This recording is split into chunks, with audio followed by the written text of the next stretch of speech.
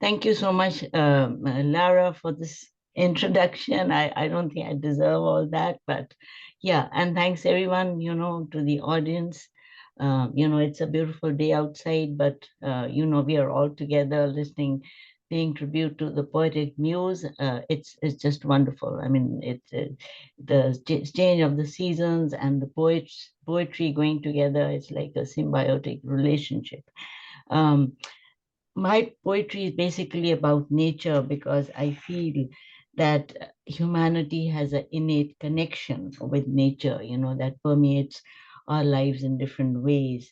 It's intimately linked with nature in that it unravels its subtle mysteries and its majestic beauty. It's there, it speaks to us if only we could understand the language. And I'd like to, this is my new book, um, Vanishing into the Blue. And all thanks to Silverbow publisher Candace. It's her painting out there. And I really like the oil painting with the full moon and the ocean. We are on the island, surrounded by the ocean. So it really uh, kind of was in sync with that. And also my poems are uh, something which talks about the frailty of life, but at the same time highlights the strength of the human spirit and the resiliency to face life, to fight back, and to enjoy life. So that's how I got the title of this book, Vanishing into the Blue.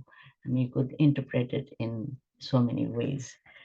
Um, so the main idea is, there's a beautiful quote from what I started, with my poem later on. The rhythm of life is intricate, but orderly, tenacious, but fragile. To keep that in mind is to hold the key to survival. So that was kind of the central idea. I wrote most of these poems, keeping in mind that we might be, human life is a transitory, the nature is there in different, it speaks to us in different languages, but it's always there. So I'd like to read a few poems.